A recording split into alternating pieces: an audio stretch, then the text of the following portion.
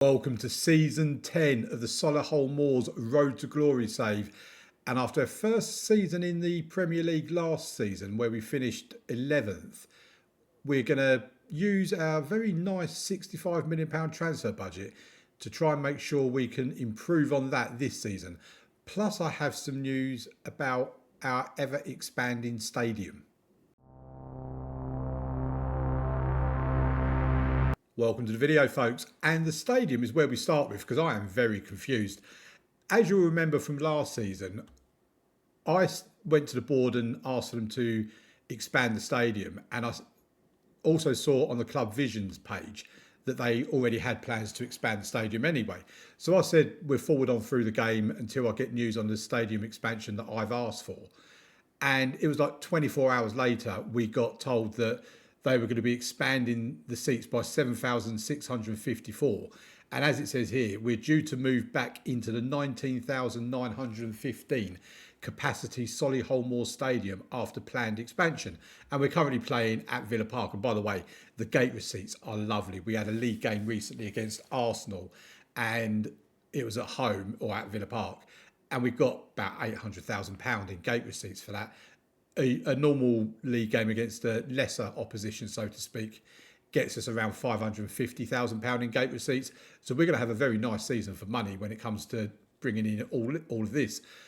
But it doesn't end there, because I then got an email probably a couple of weeks later about another planned expansion. And I'll put the email on the screen round about now, where this planned expansion has taken us up to like nearly 48,000 seat capacity. And it says we're going to be moving in August 2033, which is the end of next season.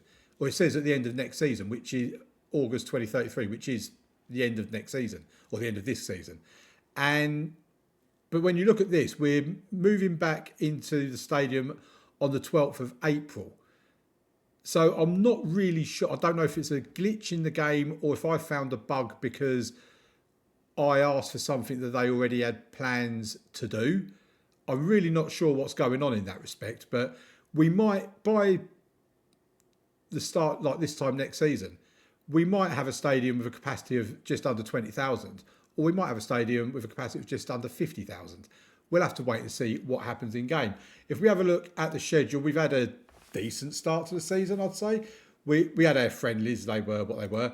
We then played West Ham at home on the first game of the season. This is where we made £550,000 in gate receipts. We got a 1-1 draw in that game. We then played West Brom and we won 3-1 against West Brom. Obviously drawing against West Ham, winning against West Brom.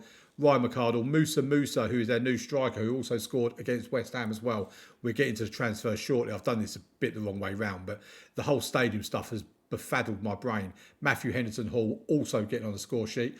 Then we played Arsenal at home. When I'm saying at home, by the way, obviously on Villa Park. We lost 1-0 in that game. We then had a Carabao Cup second round game with a fully rotated side, which we won 2-1.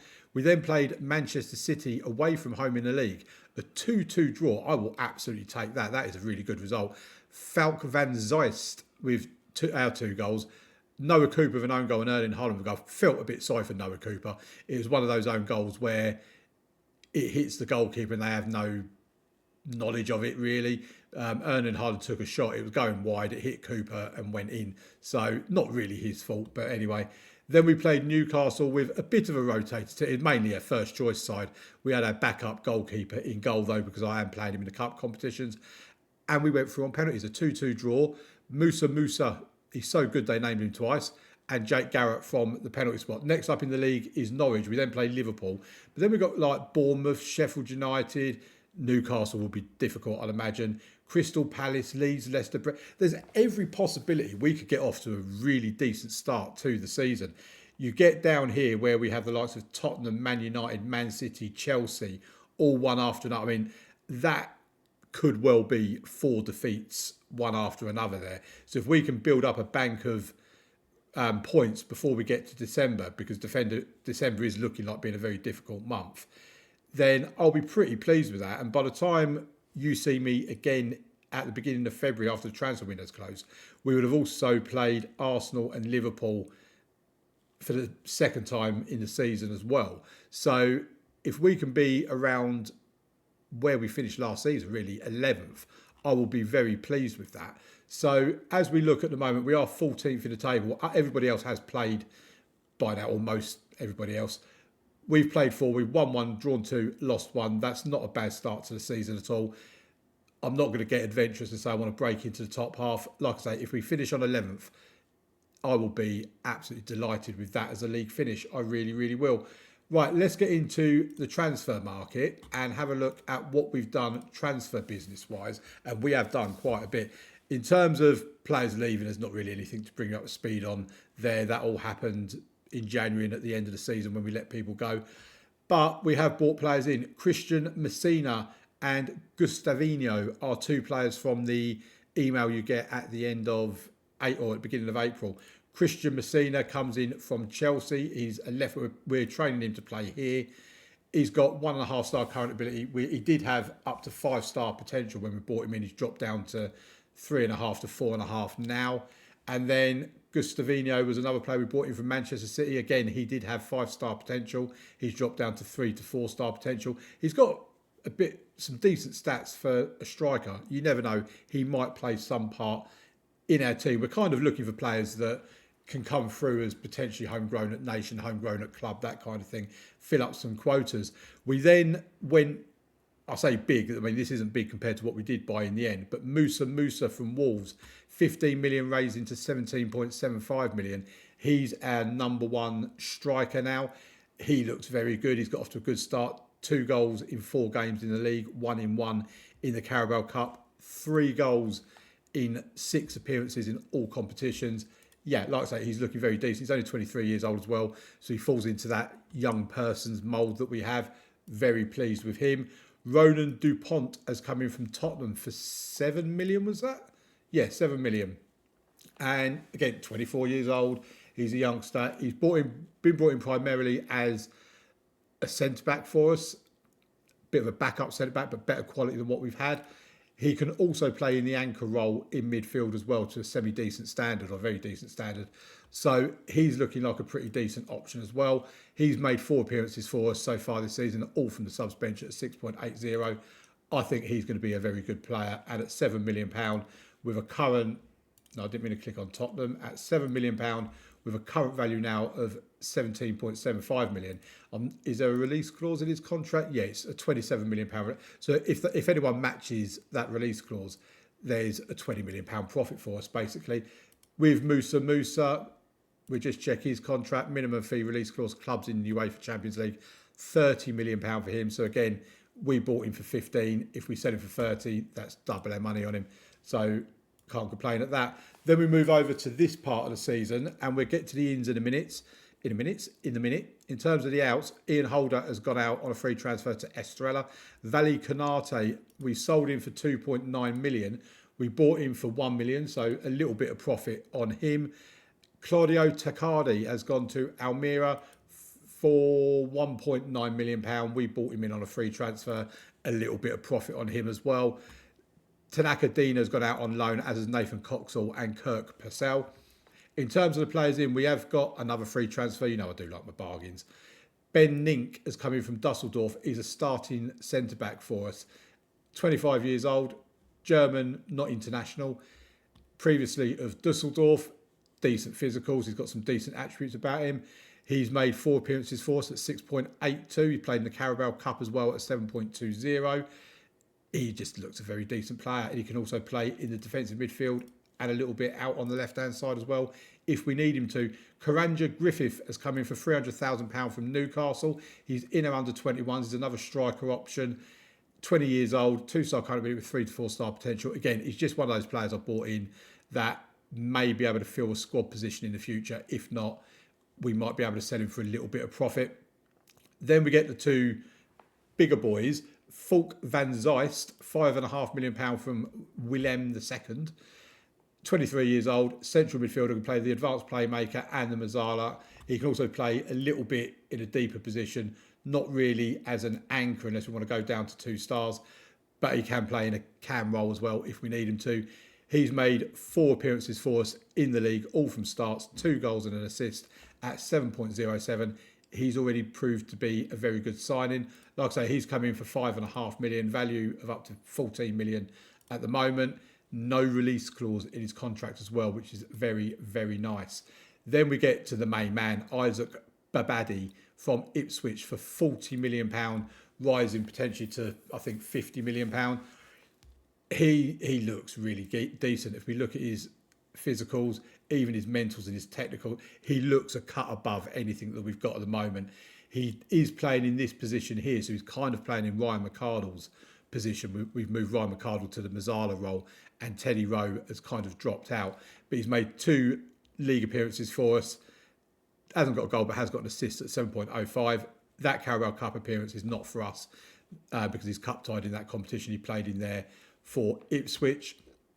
The board were a little bit negative about it. They're giving it a B, but they did say, is he good enough considering he was with a team that got relegated last season? I can kind of understand them thinking that way, but as you can see here, he is our best midfielder. He is very, very good, and I'm so excited about what he can do because I think he can really elevate this team from a creative and goal scoring perspective. So yeah, really good to have him in. 40 million, raising a 52 million pound. So 46 million pound spent there, 4.8 million coming back in. If we look over here, we spent, if we take 17.5, 24.5, add that to this, we've spent close to 70 million pound, if not 70 million pound on new signings, and that's not including the 12 million pound add-ons for this one as well. So we have spent very big this summer in the transfer market, very big for us anyway. In terms of staff, by the way, we've had a load of staff that have gone out. Look at all of these names that left the club. We could have renewed them, but I just kind of felt most of these have been with us since we were in League One. So it's probably time to have a bit of a refresh and better quality come in. And we've brought in all of these. We've brought in a lot of staff. There's been a lot of ins and outs going on. If we have a look at this, for example, a set piece coach, we had Pedraig Ferris, who had a 13 for set pieces, and our new set piece coach, wherever he's gone now, down here, Juan Jose Blanco, has a 20. So it's a big, big upgrade. If we have a look at our staffing, this doesn't look like it's particularly good, but in actual fact, for judging player potential, we are 5th in the league above average. For judging player ability, we are 5th in the league above average. And for analysing data, we are 4th in the league, which is obviously above average as well. In terms of our physio department, our physiotherapy is the 4th best in the league. Man City are the best. And our sports science is 2nd best in the league. Norwich are the best there. And in terms of our coaching, we have almost the best coaching in the league. We are gold for everything except goalkeeper handling, where we are 2nd. For tactical, where we are 2nd. Man United are the team above us, and Man United also the only team above us for set pieces as well. Considering we have a coach with 20 for set pieces, I'm not really sure what more they want, to be quite honest. But yeah, we're maxed out on all of our staff at the moment. My friend Gavin has really been coming in. He's up to our staffing numbers. We could be getting a new stadium with a just under 50,000 capacity. If we have a look at the finances, we've still got £30 million in the bank. I am going to adapt this now because I've had to put a lot of the transfer budget into wage budget because we had just under £700,000 wage budget at the beginning of the season or beginning of the transfer window. We're now up to just over 900,000. So if we just move that down as much as we can, or not as much as we can, but in actual fact, it will be as much as we can. We're still overspent on the wage budget by £592 a week. Hopefully, I'll be able to move it down a little bit more. Only needs to be a tiny amount, and we can then be back within the wage budget again. So finances are fine at the moment. We have lost £19.3 million this season, but we won't pay too much attention to that. If you want to have a look at our debts and loans, we do have £29.8 million transfer debt now that we're starting to spend money, and a £17 million net debt, which is obviously to do with our bank loan. In terms of the projections, it's not too bad actually. It's projected us to be going down, but it still looks like we're going to be in the black, so to speak, not in the red. We're passing financial fair play and all that sort of stuff as well. If we have a look at the dynamics, the team cohesion is very good, the club atmosphere is good, and the managerial support is excellent. And there's only really Leo Shahar who wants to leave due to the interest being shown in him. But the transfer window is now closed, so he won't be going anywhere until January at the earliest. And this is kind of how we look at the moment with Cooper in goal, who I've got to say, we prop for next season, maybe even in January. We need to upgrade our goalkeeper because he's not really good enough for this level.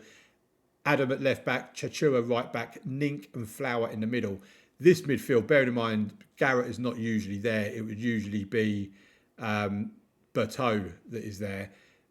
Berto, Van Zeist and Babadi. We've completely changed that midfield. It used to be Garrick, Rowe and McArdle. That is now a completely changed midfield.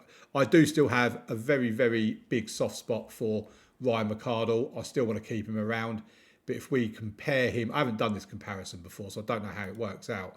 But if we compare him to Isaac Babadi is in the blue, Ryan McArdle is in the green. As you can see, there's a big difference. If we compare him with someone not quite as good as Babadi, Van Zeist, for example, again, Van Zeist is pretty much better than him. He's not quite as good attacking and he's not quite as good aerially. I mean, there's a big difference between them attacking, really.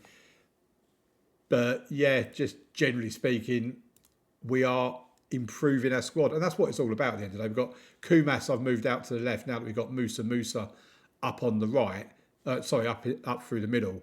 And yeah, we just look a lot better than what we did last season. And I'm expecting us to do better as well. So I think all we need to do now is move over to part 2 of the video and see where we sit just over halfway through the season. And did we have any more transfer activity, incoming or outgoing, in January? And we are mid-table-ish. We're bang on mid-table. We're 10th in the league. We are 37 points, 10 wins, 7 draws, 7 defeats from our opening 24 games. And we do have a game in hand, if not 2 games in hand, over most of the teams above and below us. In actual fact, the teams above us, we have 2 games in hand over Leicester and 1 game in hand over Aston Villa and Liverpool. We're 9 points off getting a European place at 7th. I don't think we're going to get a European place. We could, however, if the coefficient thing goes in our favour, we could potentially finish 8th. We're only 5 points off Aston Villa. It's very achievable. Obviously, Villa, the team that we're ground sharing with. In terms of being in a relegation fight, we're way out of that. We're 21 points away from that. So what I did do is, because if we have a look at the finance screen, we've still got £18.5 million in the bank. We've got £12 million in the transfer budget. And we've increased our wage budget as well, because we were at the point of we was on like £904,000 for our wage budget, and this at the time was on about 921,000. So we had to generate some wage budget somewhere. So when the board came in with their email of changing the season expectations, at the time it was on attempt to avoid relegation, and the other options were avoid relegation or avoid relegation battle. I wasn't convinced that we could avoid a relegation battle, but I was convinced that we could avoid relegation. So I selected avoid relegation, and we've got a nice handsome £964,000 wage budget. We'll have a look when we go to the competition screen again next. We'll have a look at the stats for team details stats, have a look at where we sit, but I'm imagining we're going to be bottom of the league for wage budget. But in terms of transfers, just bring you up to speed on that. There's no new players have come in, but we have moved a few players out on loan, like Nathan Coxall has had his loan extended. By the way, he came back and then it was extended. Same with Kirk Purcell. So they've gone back to Forest Green and Boreham Wood. Richard Farrell, who runs out of contract at the end of the season, he's gone to Preston. They're paying something like 20% of his wages. And David Wood has gone to Perth Glory for a minimal loan fee. And again, they're paying about 20-30% of his wages. So not much has been happening there. But there has been a situation occur where Jake Garrett, I've been wanting to kind of move him on, and we've offered him out to clubs, and we've tried to get the intermediaries involved and all this sort of stuff. We've had 4 offers of a loan with a mandatory obligation in there as well. And out of the 4 offers, 3 of the mandatory obligations have been for around £9.5 million. some of it up front, some of it in instalments, obviously. And he rejected both. I think Reading were one of them, Hull were another. They're all like championship teams. Cardiff was another one. So yeah, they're all championship level teams, and he's just rejected them all. The most recent one that came in, which was from Hull, was for £6.5 million. I think it was, some of it up front, some of it in instalments. I just accepted it because at the end of this season, he goes into the final year of his contract. He just don't seem to want to go. So it looks like he's going to be here next season. He's a perfectly valid option to have around, Jake Garrett, if we just move this around quickly. He's a perfectly good option to have around. He's 2.5 stars. He does a bit of a job for us. I don't have an issue with him staying around till the end of his contract. But what I am likely to do in the summer is, if I can't offload him, I'm just going to put him in my under-21s and not register him in my squad. Because when I look at my squad, if we filter it by homegrown status, we have got the likes of Morrissey, Narty, no, not Narty, Morrissey, Alex Adam. No, he's not one of them. There's 4 of them altogether. I can't remember who they all are now. I think Arman Singh's one of them. There's 4 players altogether we've got in our squad that are currently homegrown at Nation, that will be homegrown at club by the end of June. Patsy Morrissey is definitely one of them. I think Lewis Jones might be another. And basically, we need 2 of those 4 to stay around with Hullett and McArdle, so that we've got 4 homegrown at club players. I am starting to think ahead to Europe, because this season's probably too early. Next season may be a bit too early still, but definitely by the season after that, I'd be looking at getting into the Conference League and whatever else. So we do need to make sure we've got 4 homegrown at club players. We've got loads of homegrown at Nation, but I'm kind of looking at the moment thinking that I might end up letting Patsy Morrissey go, because we've actually got, if we have a look at our squad, I'm pretty certain it's 26 players we've got in our squad. Yeah, with Jake Garrett taken out, that's 25. So we could have effectively let 2 of the homegrown at club players go, which, like I say, Patsy Morrissey could fall into one of them, which would make it 24. And then we can bring another player in, because all of our players that are currently registered as under 21s, we've got 4 of them at the moment, they will all be over 21 by the start of next season. So everyone in this squad will need to be registered. So the Dev Centre, we will be looking at. We've got strong under 21s, strong under 18s. We've got players here that could certainly come in and provide options for us as squad players, especially these first team candidates here. I mean, they're all strikers. We're probably not going to bring all 3 of them in, but you get my meaning. Certainly Connor Monty and Gustavino are good options to be able to bring in. They'll be homegrown at Nation at the very least. So let's have a look at the schedule to have a look at how we've been doing since you were last with me. You knew how we've done up to and including the Newcastle game. We then played Norwich in the league and won 1-0 in that game, followed by a 3-2 defeat against Liverpool and then a 3-1 win against Bournemouth. Sheffield United were up next, a 5-0 win in this game. This was one of the games where we put in a few rotated options. Then after the game against Sheffield United, we had Newcastle in the league and lost 1-0 in that game. I mean, the Carabao Cup game was a draw until we won on penalties. Then we played Cardiff in the Carabao Cup 4th round, a nice little draw really for us there. Again, full rotation for that. We won it 1-0, Felix van Zeist getting the goal. Crystal Palace were up next in the league away from home. We beat them 2-1.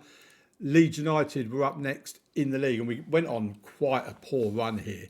This was, I mean, we had, 3 games there, 10-game period from here down to here, where we only won 1 game. We won 1, we drew 4 and lost 4. It was a really poor run. Leeds were first. They're actually having a very good season. They were 4th in the league last time I looked, and they're still 4th now. A 2-0 defeat in that game. Then we played Leicester and drew 1-1. I really was looking at a win in that game because Leicester are in and around us in the league. Then we played Brentford and a mad game of a 4-3 win in this game here. Some absolutely cracking goals in that game as well. Aston Villa were up next. Technically, it's away from home, even though we are playing at Villa Park. It was a 1-0 defeat for us there. We then drew 0-0 with Wolves, and then we drew 2-2 with Spurs, which on the face of it isn't a bad result. They're 6th in the league, so that's not bad at all. Musa and Matthew Henderson Hall getting the goals for us. Then we had Arsenal in the Carabao Cup quarter-final. I mean, it looks better than what it was. The scoreline 2-1 makes it look like it was a close game. it wasn't that close, and Teddy Rose scored in the 92nd minute. Then we played Manchester United and lost 3-1. Musa actually giving us a lead in the first minute. I got very excited thinking we was going to get a win against Manchester United, but we didn't. Then we played Manchester City and lost 3-0. Then we played Chelsea, who are not having a good season, and drew 2-2 with them. Errol Simsir and Musa getting on the score sheet for us there. Then we played Brighton at home and finally managed to end our winless run. We had a winless run of 7 games there, and we were starting to get emails about hapless Solihull Moors and all this sort of stuff. So a very nice win. And we then went on a little bit of a winning run, or at least an unbeaten run, which we are still on at the moment. We then beat West Bromwich Albion 4-0, and we had, again, a rotated team for this one. McArdle, Logan, Musa and Garrett getting on the score sheet. After that, we had Charlton in the FA Cup third round, a 7-2 win with our rotated side again. Simsey getting a couple, Lewis Jones, Patsy Morrissey, a couple for Henderson Hall, and Musa coming off the subs bench to get a goal as well. Then we played West Ham away from home. I think we drew with them on the first game of the season, didn't we? Yeah, 1-1 we drew on the first game of the season, and we draw again here 3-3. And they're not particularly good, West Ham. They're like 15th in the league, so they're below us in the league. But for some reason, we can't seem to beat them. Then we played Derby in the FA Cup fourth round, a 4-2 win with, again, a rotated squad. McArdle with a couple of goals, Lewis Jones and Musa. Musa has a habit of basically just getting a goal a game. He doesn't score 2 or 3 goals in a game, but he's pretty reliable on getting a goal a game, which, he's having a good season. So that was Derby County. Then we had Norwich City in the league, a 1-0 win in that game. And then we played Liverpool and we won that 1-0. I could not believe that, because Liverpool, they are 7th in the league. So they're not having a great season, to be fair to them. But they're Liverpool. And you'll always take a 1-0 win against Liverpool. In terms of the games we've got to come, we've got Hull next in the FA Cup 5th round. So we will put out a fully rotated side in that game. They are 6th in the Championship. I would expect our rotated side to be able to beat them. So that would be a quarter-final appearance in the FA Cup if we do manage to do that. But when you look at the games we've got to come, we've got Arsenal away from home, Newcastle away from home. Then you come down, you've got Tottenham at home, Man United away, Chelsea at home. But again, Chelsea are not great, 11th in the league. Man United are 2nd. And Tottenham 6th, as I've said before. Newcastle are 5th. So, 2, 3, 4, maybe 5 games that pose a serious challenge to us. But then you look, you've got Bournemouth at 17th, Sheffield United 18th, Crystal Palace 19th, Leeds as well, they're 4th to be fair to them, Leicester 9th, Brentford 12th, Villa 8th, Wolves 16th and Brighton 13th. We've got some very winnable games left in our remaining games of the season. Again, we have a look at the Premier League table. We are, like I say, we are 10th. We've got no one in the top goal scorer list, although if we have a look at this, Musa won't be far away. There you go. He's actually joint 3rd with 13 goals. So he is actually in that list. Assists seem to get spread about quite well. Just noticed that Arsenal got Florian Wirtz playing for them. That is madness. Shots blocked, defending per 9 minutes, Barry Fowler. Defends and blocks 0.97. He's 2nd on the list for that. That's very nice. If we have a look at the team details stats, we just have a quick look at our set pieces. From what I feel, I don't think we're particularly great at set pieces. Goals from corners, we've had 4. We're down mid-table for that. Direct free kicks, I didn't remember us getting a single goal from that. From indirect free kicks, we are joint 2nd, to be fair. We have had 3 goals from indirect free kicks.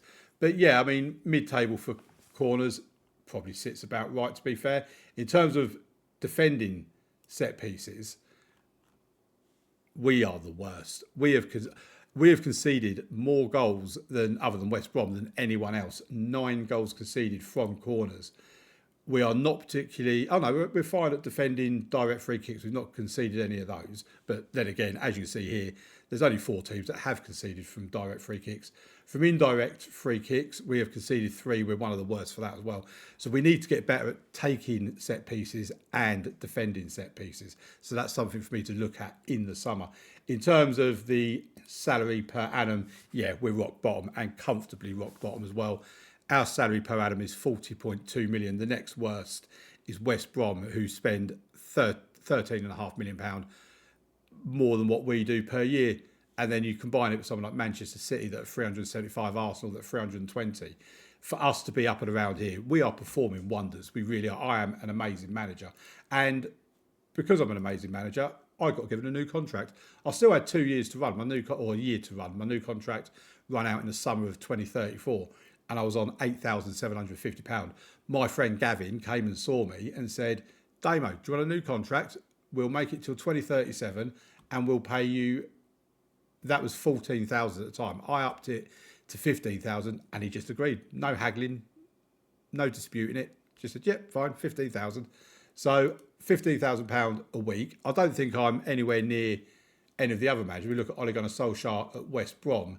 I mean, to be fair, he's only on 19,000, so I'm only a few thousand below him. If we have a look at Sheffield United, they've got Nick Montgomery. I mean, he's on £44,000 a week at Sheffield United. That is absolutely madness. What a Crystal Palace. Imagine he'd be on a bit. Tom Dent, no idea who he is. He's on 46,000. So, yeah, maybe. I mean, let's have a look at Norwich. They're not. Michael Skubala, yeah, 45,000. So around 45,000 seems to be the going rate for teams in this end of the division. Let's compare that. Is Pep? No, Pep's not there. Luis Enrique, for example, I mean, he's 160,000, isn't he? Who's Arsenal manager? That's still Mikel Arteta. No, it's Arne Slot. I'm assuming he never actually went to Liverpool in this version of the game. But yeah, Arne Slot, and he's on. Where's his? I need to click on him, don't I? Arne Slot, £155,000 a week. So yeah, we're not far off West Brom, but the rest of them are a little bit further away from us. Right, we've had a look at the schedule. We've had a look at finances. If we have a quick look at dynamics, team cohesion is very good. Club atmosphere is excellent. Managerial support is excellent as well. If we go into the dev centre and have a look at the youth, the predicted youth intake, or the youth intake preview, I should say, they're saying it's going to be an excellent intake. A for attacking midfielders and A for strikers. Let's see what happens. I doubt it will end up being an excellent youth intake, but you never know. In terms of that sort of thing, if we have a look at our club info screen, we've recently had our training facilities upgrade. I asked my mate Gavin if he'd upgrade them. He agreed. We now have excellent training facilities, 16 out of 20. We have excellent youth facilities, 16 out of 20. 15 for youth recruitment. We have good youth recruitment. And our junior coaching is 18. We have excellent academy coaching. So what I will do is at the end of the season, when all the money comes back in again, I'll have another look at youth recruitment, youth facilities, junior coaching, all this sort of stuff to see if we can get it bolstered up even more. But considering when we first got here, we was below average and average for all of these, we've come a long way as a football club. We're still waiting for news on our facilities. If we have a look here, it's still saying we're moving into our new stadium on the 12th of April, which if we have a look at the schedule screen, the 12th of April, it will be, so we'll play a home game against Aston Villa. Quite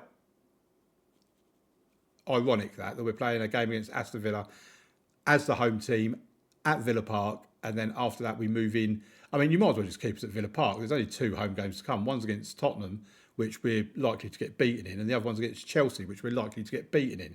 So you might as well just leave us at Villa Park for the rest of the season and move back in at the end.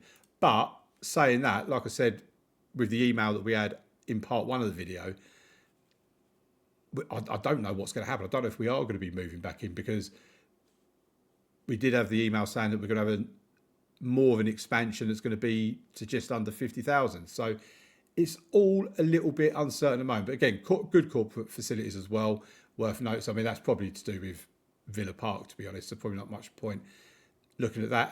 The training room sporting complex in Studley. Excellent academy coaching and good youth recruitment. I did have a look on Google Maps at how far Solihull is from Villa Park, and apparently you can drive it in 20 minutes. Let me know in the comments if you live around that area and you know that's complete and utter nonsense. But yeah, according to Google Maps, that is exactly what you can do. Right, I think that's probably all there is to bring you for part 2 of the video. And we'll move over now to part 3 to see if we can maintain a mid-table finish. Can we get more points, less defeats than last season? Could we even get a sneaky little Conference League place? We finished 9th in the Premier League. I am happy because it's an improvement on last season's 11th. It means we've recorded a top half finish, which for Solihull Moors, that's just incredible. It's amazing. It's wonderful. I love it. But we were eighth and we lost out on eighth place on the last game of the season. We lost to Brighton and Chelsea beat West Bromwich Albion to go above us into eighth place. And the reason why that's significant is because when the coefficient rankings get sorted out very soon, eighth place could well end up being a Conference League spot, because if we are in the top two of the coefficients, when I say we, I mean England, then the top five will be Champions League, which pushes 5, 6 and 7 down to 6, 7 and 8. And that just makes it heartbreaking in a way that we came so close to getting European football next season. But at the end of the day, we can't be too unhappy. 38 games played, 16 wins, 10 draws, 12 defeats, a goal difference of plus 15, 58 points. If we have a look at what we done last season, it's an improvement all round, not just league position or anything like that, but we got more wins than we had last season, got less defeats than last season. We scored more goals, we've conceded less goals, we've got a positive goal difference instead of a negative 10. And last season we finished on 47 points. This season we finished on 58 points. To put that into some sort of context, if we improve by 11 points again, the points are what they are, we will get at least 8th, if not sneak into 7th or 6th. So we've got to be looking at improving next season. If we have a look at the schedule from what happened since you were last with us, we were about to play Bournemouth when you were here last. We drew with them away from home 1-1. Then we played at home against Sheffield United and just about got a goal there 1-0, with Musa getting his usual one goal per game. Then we played against Arsenal away from home, lost 2-1 in that game. Then we played Newcastle in the Premier League, a 3-3 draw against Newcastle. Musa, Lewis Kumas and an own goal for us. Then we played against Hull in the FA Cup 5th round. And we had a rotated side. There was a couple of first teamers in there, like Chachua, for example. Noah Cooper was in there. But the rest of it was basically a fully rotated side. We won 1-0 with Musa scoring. Crystal Palace were next up at Villa Park, where we play our home games. We'll get onto that in a moment. Isaac Babadi with a penalty right at the end of the first half, giving us a win in that game. We then played Leeds United. They've had a really good season, Leeds. They beat us 2-0 with a goal either side of half-time. I mean, they've got Anthony Gordon playing for them. Is that the Anthony Gordon? Yes, it is the Anthony Gordon. He's 32 years old at this point in the game, but he's still a very good player. Then we played Newcastle in the FA Cup quarter-final. We lost that one 3-1 before then playing Leicester City at home, winning 2-1, Babadi and Jones with the goals in that game. Then we played Brentford away from home and a 2-1 win, Musa and Matthew Henderson Hall. Then we played Aston Villa, and this was special because this was our last game at Villa Park before we moved back to our newly expanded Solihull Moors stadium. And we thrashed Villa 6-0. Henderson Hall with a couple. Musa actually getting 2 goals as well. Errol Simsir getting a goal, and Babadi with a penalty in the 75th minute as well. A 6-0 win against the team whose ground we've been sharing with all season really did mark a great way to end our season at Villa Park. We then played Wolves and we beat them 5-0. This was just an incredible little couple of games where we were just scoring so many goals.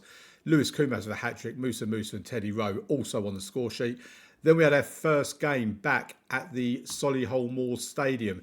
Packed attendance, 19,915. It's a full house, but unfortunately we lost 2-0. Isaac Babadi getting a couple of goals for us. But yeah, Tottenham are just too good for us at the moment. Manchester United, who I believe they've won the league. I can't quite remember. I believe they have won the league. They beat us 1-0 at Old Trafford. Then we had our second game at our new stadium. And this was a massive game because bearing in mind how close we were with Chelsea, a win in this game and we would have actually finished above them. But it was a 1-1 draw, Matthew Henderson Hall scoring for us. And then came the heartbreak on the final day of the season where we needed to match what Chelsea done. And we knew that Chelsea were going to beat West Brom because West Brom were rubbish. And that we got beaten 3-1 while they won. So, yeah, heartbreak in the end. Yeah, Man United won the league. Arsenal was second, just 1 point behind. Then it was Man City third, Newcastle fourth. Liverpool at the moment, not in the Champions League. They're in the Europa League spot with Tottenham and Leeds in the Conference League. If we do get that extra place in the Champions League. And obviously, Liverpool will be in the Champions League. Tottenham will be in the Europa League, with Leeds and Chelsea being in the Conference League. So that's how it's all finished. We've not had Musa's not been a top goal scorer, but I'll tell you what, he's not actually done badly at all. Musa. If we have a look at him, 20 goals in 35 games, 2 assists. That is very reasonable. 6.98. He has been pretty decent for us as a striker. I will always look to upgrade each season. But if we go in with him being a number one striker next season, I have no problem with that. He is very good. In the FA Cup, he got 4 goals in 4 appearances, 3 of those from a subs bench, and a goal in the Carabao Cup as well. Meaning for the season, 25 goals and 2 assists from 43 appearances. Yeah, I'm very happy with him. Someone else that we should look at as well is Isaac Babadi, who we bought in at the end of the season, or in the summer before the season started. £40 million signing with the potential of it rising to 52 million, and it will rise to 52 million. In the league, 34 appearances, 6 goals, 9 assists, 2 Player of the Match awards at a 7.07. I consider him to be a success. He barely featured in any of the cup competitions for us. But yeah, for me, Isaac Babadi is an absolute success for us this season, and I'm very glad I bought him. We have played Ryan Mercado a little bit this season. He's not been overly used in the league. He's played half the games, 19 appearances, 3 goals, 1 assist at 6.92. 11 of those 19 appearances have been from the start, 8 as a substitute. In the cup competitions, he's had 3 starts, 3 appearances, 2 goals at 7.33. And if we have a look at Matthew Henderson-Hall, because he's probably going to be close to being our player of the season. And in the league, 35 appearances, 10 goals, 9 assists, 4 Player of the Match awards at 7.02, 19 goal contributions in 35 games. That's slightly better than a goal contribution every other game. Lewis Kumas, who was a striker, but he's moved over to being our left winger this season. If we have a look at him, 32 appearances, 7 goals, 6 assists, 2 Player of the Match awards at 6.79. He's not been bad at all. And this is kind of, I mean, if we're going to go for our best 11, we should probably put Ben Nink up there as our starting centre-back. Jackson Chichua, Alex Adam. Yeah, this all looks... We need to change him for Felix Van Zelst, who, if we have a look at him in his first season with the club, 37 appearances, 6 goals, 7 assists, 3 Player of the Match awards at 6.95 from that Mazzala role. I consider him to be a pretty successful sign as well. 5.5 million from Willem. Yeah, very nice. And yeah, that is basically our number one team. I am looking at improving the goalkeeper in the summer because I just don't think Noah Cooper... I mean, look at that big fat red he's got down there. He's not really of the standard we require, 6.76. Yeah, I've seen too many appearances from him this season where he's just not been good enough. So I am looking at replacing him. Whether I get to do that or not is another matter. We have also got Torresiadis that we could bring in instead of him if we want to use what is currently a backup. If we compare the two players, with Torresiadis being in the green, he's not really as good as Noah Cooper. The only bit he excels in is the physical side of things. The rest of it, Noah Cooper is largely better than him. If we have a look at it on attributes as well, Cooper's got better goalkeeping attributes. He's got better mental attributes. The physical side of it goes to Torresiadis. So, yeah, I'm looking at replacing Noah Cooper. We have got 2 players that we are bringing in already. If we have a look at the transfer screen, Kirk Weeks is coming in for £6 million. Basically, I had £12 million left before the budgets were due to be set, and I wanted to spend that £12 million so that they didn't use that as part of my budget for next season. So we've brought in Kirk Weeks, 22 years old, from Nottingham Forest for £6 million. He's going to be our attacking right back. When I scouted him, he had 4 to 4.5 star potential. He's kind of not as good as I thought he was going to be, but we'll probably bring him in, and Chichua will probably end up leaving if we can move him on. But yeah, he can play on the right wing as well. He actually prefers to be a winger, not necessarily an inside forward, but a winger. But yeah, he's coming in for £6 million. And Medard Mwamba is coming in as well. He's currently at Saint Etienne. He is a left-sided winger for us. Really good acceleration, excellent agility, decent amount of pace. He can crosser ball as well. We need his finishing to improve because he's going to be an inside forward. But 2-star current ability with 3.5 to 4.5 star potential. Basically, he's just a player that we could end up making a little bit of money on. He could end up being a decent player for us. Who knows? They're just, both of them really are just players we bought in with a view of he'll be homegrown in nation anyway. It's just a bit of squad building really. And that is it in terms of the transfers we got made. What we will do now though is if we go and have a look at the Dev Centre, we can have a look at our youth intake. And here we are in the Dev Centre, strong under 21, strong under 18s. We do have a pretty decent Dev Centre actually, and we need to start making use of it a bit more than what we have done recently. If we have a look at the youth intake though, it's been a good youth intake.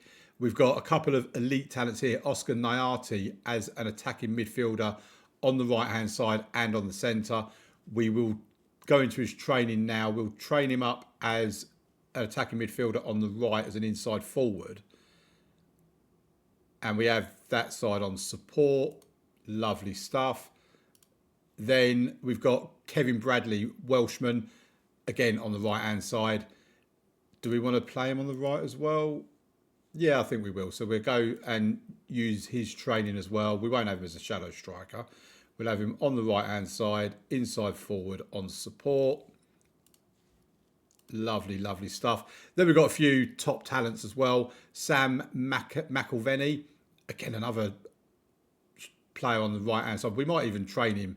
What foot is he? He's right foot, so we might actually train him to be on the left-hand side rather than just having everybody on the right. There you go. Let's get his done. Merlon Hodgin is a striker with 3 to 4 star potential. We want him as an advanced forward. So we don't want him as a deep line player. This is one thing that does need to be sorted out with the game, is because why would we have him as a deep line forward when we play an advanced advanced forward, sorry. Then Des Brown is a centre back. He's 5'10", unless he's going to grow a little bit. I mean, he's only 16 years old, but unless he's going to grow a little bit, I can't see him. We're not, again, why are we having it on stopper when we don't play centre backs with stoppers, we play them with defend? The game needs to sort that kind of thing out. They're the only ones I'm going to bother with. These ones they'll just end up leaving at some point. If we have a look at the finances and our budget for the new season, we have got £49.6 million in the transfer budget. A little bit disappointed it weren't more than that. I'm a bit concerned that next season it's saying the minimum guaranteed budget is 21 million. The fact that we're in our new stadium with less than 20,000 capacity, that probably is going to be about accurate. Our wage budget has not increased. We will need to put some of this into our wage budget. In fact, if we have a look at it now, I want the wage budget to be probably that, because it costs us 50,000 for a good player, 50,000 per week wages, that is. So moving that up to there now means that we have 201,000 in the wage budget, which effectively means we have enough money in the wage budget to bring in 4 good players. So yeah, that's where we are at the moment. We've got 40 million in the back. We're actually doing really well financially. The club is in a good footing. Dynamics, team cohesion is excellent, club atmosphere is excellent, managerial support is excellent. The last thing I want to show you before we get into the end of season review is the facilities side of things. We've moved into our 19,915 seater stadium that was built 5 years ago. As you will remember from earlier on in the episode, I did say about an email we'd had about another expansion where we was going to have just under 50,000 seats. There's nothing about it on here. I'm going to wait until we get to the club vision meeting to see if they want to expand the stadium even further. But 19,915 is just not going to cut it. It's going to really hold us back if we're not going to get a bigger stadium than this. And this ultimately could be our Achilles heel in terms of moving forward too much further. I think we can probably get to the Conference League type level, 6th, 7th in the league. But I think in terms of getting any further in this save, it might be a big no-no. But let's get to the end of season review and then we can do the supporter profile and all that sort of stuff afterwards. And here we are for the end of season review. No little trophy on there, sadly. I do think as well as trying to move up into that 6th, 7th position in the league next season, we need to try and start winning trophies. The fact we're now in the Premier League. Yeah, getting a Carabao Cup or an FA Cup under our belt, because we've never won either of those, would be very, very nice. Let's have a look at the new arrivals. Isaac Babadi, that the board had reservations about at the beginning of the season. The board are delighted with the deal to sign Isaac Babadi. It's mainly down to the player's high ability level relative to the squad. So, yeah, £52 million. That's with the 12 million added on. 36 appearances, 6 goals, 10 assists at 7.07. Musa, 17.5 million from Wolves, 43 appearances, 25 goals. We've already been through all of these, really. Musa got an A+. What did Babadi get? He just got a normal A. Ronan Dupont from Tottenham for 7 million got an A+ as well. 42 appearances, completely even split between starts and subs. 1 goal, 6 assists at 6.97. Falk van Zeist has been given a C. Not really sure why it's a C, but okay. He's been decent for us. He's got nearly a 7 rating, 5.5 million. And Ben Nink on a free transfer from Dusseldorf has been the bargain of the season without a doubt. And yeah, they are very happy with it. He does have a minimum fee release clause of £35 million, but I don't see anyone matching that. In terms of players out, let's have a look at them. So Vasconcelos has gone to Kilmarnock. He's been a squad player there. Capel Richardson has gone to Scunthorpe, who are League 2, so he's found his level. And he's been a regular starter there. He's had a pretty decent season, 3 goals, 5 assists. Ian Holder has gone to Estrella. He's a first teamer there as well. Rich Geraghty has gone to Sutton, and he's just a fringe player, really. Vali Canate has gone to Alaves for 2.9 million. He's a first teamer there. Fair play to him. Takardi is a fringe player at Almeria, and Max Mulligan at Morecambe has not played a game. Isaac Marino has not found a club. He has been a free agent since we let him go, which surprises me, unless he's asking for too much money or whatever. I'm surprised he's not found something in the lower leagues. Right, the season's results. In terms of the Premier League, 9th, we were to attempt to avoid relegation from the Premier League. They're very happy. Our average attendance, 30,972. I mean, that just shows how small our current stadium is. Musa, top goal scorer, final position of 9th. In the FA Cup, knocked out in the quarter-final to Newcastle. We had a nice run to that quarter-final. Charlton Athletic, Derby County, Hull City, and then getting knocked out by Newcastle. In the Carabao Cup, we got to the quarter-final as well, knocked out by Arsenal. Wimbledon, Newcastle, Cardiff, and Arsenal in that competition. Moments to remember, the biggest win, the 6-0 win against Aston Villa, that was a great moment. Match to remember, a 2-2 draw away from home against Man City, that was a great result. And goal of the season was from Matthew Henderson Hall for a goal he scored against West Brom. Great strike from the Moors right winger as he scores an effort from 20 metres, which curled past the goalkeeper.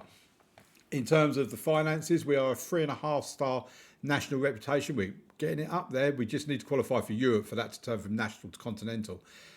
Sponsorship has gone up massively from 3.3 to 21.34, even though there's been no new sponsorship deals. The broadcast revenue has gone down by 9 million. Corporate and hospitality has gone up by a couple of million. Competition prize money has gone up by about 4 million. That's because of our increased position in the league. And matchday and commercial retail has gone up. Well, it's been doubled actually, from 705,000 to 1.41 million. Total merchandise sales, 3.7 million. Non-domestic sales amounting to 370,000 this total. 23,251 shirts have been sold. Babadi, Henderson Hall, Musa, Kumas and Van Zelst are among the top, the 5 biggest shirt sales. Babadi, Van Zelst and Musa, of course, is who we've brought in this summer. So it's good to see them in there as well. Then we have a look at our best 11. They go with Cooper in goal, Adam left back, Chachua right back, Dupont and Flower in the centre of defence. I would actually say Nink because he has been there for most of the season. Berto, Van Zelst and Babadi in midfield. Yep, Kumas and Henderson Hall out wide with Musa up top. Yeah, I don't disagree with that. Babadi with 10 assists, Van Zelst with 7, Henderson Hall with 9. Jackson Chachua got 5 assists and Alex Adam got 2. Mainly go for them because they're my wing backs that I like them to get forward. So we need more from them, really. And then we get into the accolades. Record breakers, most league appearances by a player. Teddy Rowe, he'll be getting that every season he's here. He's now on 339 appearances. Highest transfer fee paid, Isaac Babadi for £40 million. That will probably stay like that because I can't see us beating that this season. Fans player of the season is Isaac Babadi. Young player of the season, Musa. Sign of the season, Isaac Babadi. Goal of the season, Matthew Henderson Hall. Top goal scorer, Musa. Most assists, Isaac Babadi. I mean, looking at this, Henderson Hall, Babadi and Musa are basically the three players that's done it for us this season, isn't it? And then most player of the match awards, Matthew Henderson Hall. Highest average rating, Isaac Babadi. And most passes completed per 90 minutes, Ben Nink for 65 passes completed per 90 minutes. Sadly, no Manager of the Month awards for me. An ultimately successful season for Solihull Moors, absolutely. Started superbly and set them up perfectly for what was to follow. That's Jack Morrison from Radio 5 Live, no less. Solihull Moors performed well from the very beginning. Their early season form was a joy to watch from Chris Sedgley from 442.com. Decent magazine, that, quite like that. And the Manager timeline is what the Manager timeline is. Okay, so let's get through some of these emails. The season review we've already had. Solihull Moors side of 2026, where are they now? Joe Newton plays for Mutalivera, someone like that. Oliver Tipton for Blackburn Rovers. I mean, he's not doing too badly for himself. They're in the Championship. Bonfiglio, remember him, really good striker we had at the time for us. Played for us in League One, 46 goals from 83 games. He was very good, but sadly just wasn't good enough for us to keep him around. He's still hanging about at the ripe old age of 31.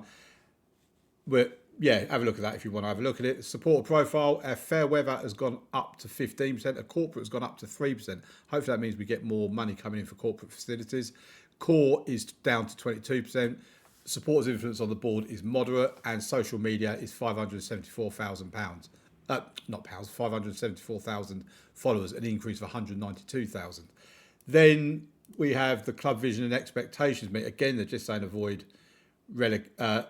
attempt to avoid relegation. Then next season, work towards becoming an established Premier League team.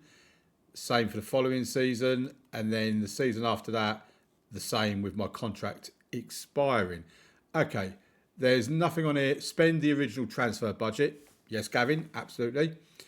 But there's nothing on here about an expansion to the stadium, which is very, very sad. So, yeah, let's accept that then. Squad dynamics we've already seen. End of season team meeting will be quite straightforward. Let's talk about Premier Division aims. Relegation battle, blah, blah, blah. They're pleased. That's what I wanted to hear, and that will be all for now. Leave them happy, as we always say. Injury report. The person with the most injuries that we had this season, in terms of first teamers anyway, Ben Nink with 4, missed 14% of the season. Tyrese Hullett had 4, but it was only 2% of the season. Lewis Kumas had 3 for 12% of the season. Injuries weren't too bad, to be fair. I can't really blame it on them. Right, where are we going on holiday? We went to South Africa last year. We did play the Cape Town City, by the way. Should we go to the USA or China? I think we'll go to the USA. It's what it originally had there. So we'll go to the USA. And yeah, if we have a look at the schedule, we played Cape Town City and won 1-0. Jackson Chachua getting the goal there. There's no point me having a look on there to see if I know any of the players, because it's too far in the future for the unemployed journeyman for there to be any real players at the club. So there it is. The main disappointment I've got is that I feel like Gavin has lied to me by not giving me my 50,000 seater stadium. So yeah, not happy about that, to be fair. We have been trying to get these improved. Our youth recruitment is going to be improved, so hopefully that changes from a 15 and goes up. I'll keep asking for these to be improved as well, so we can try and get it as good as possible. The junior coaching, the youth recruitment and the youth facilities are of the most importance to me. By the way, I've just noticed our estimated value before Gavin took over, our club was, bearing in mind we are a Premier League team now, but we were valued at like 230, 240 million. We're now valued at £1.1 billion. I mean, that is insane. We're £1 billion football club. We have no derbies or no real rivalries, which is sad to see. I am a legend at the club, by the way. Is there anyone else here that we know? Elijah Dixon, but Ryan McArdle is an icon. It's lovely to see that. Joe Babadi is already favoured personnel. So there you go. Right, that's going to be the end of the video, folks. Please leave a like on the video, subscribe to the channel, and join me next week for season 11 with Solihull Moors, a third season in the Premier League. Thank you very much for watching. Bye-bye.